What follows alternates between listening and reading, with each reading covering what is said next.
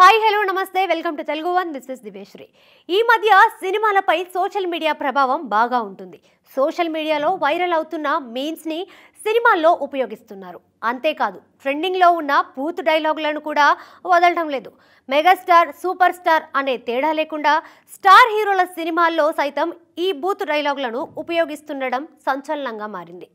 ఆ మధ్య కేసీపీడీ అనే పదం సోషల్ మీడియాలో ఒక ఊపు ఊపింది. ఇదొక బూతు పదం. ఒక పిల్లాడన్న బూతు మాటని కేసీపీడీ అని షార్ట్ ఫామ్ చేశారు. ఇది అప్పుడు తెగ వైరల్ అయ్యింది. చిరంజీవి నటించిన గాడ్ ఫాదర్ సినిమాలో సైతం కేసీపీడీ అనే పదాన్ని ఉపయోగించారు. దానికి కొణిదెల చిరంజీవి ప్యూర్ డామినేషన్ అనే ఏదో ఒక అర్థం వచ్చే ప్రయత్నం చేసినప్పటికీ అది బూతు పదం అని నెటిజన్లకు అవగాహన ఉంది. ఇక ఇటీవలే ఆ కుర్చీని మడతబెట్టి అనే బూతు డైలాగ్ సోషల్ మీడియాలో రచ్చరచ్చ చేసింది. అయితే ఇప్పుడు ఈ డైలాగ్తో మహేష్ బాబు సినిమాలో పాట వస్తుండడం ఆశ్చర్యం కలిగిస్తుంది.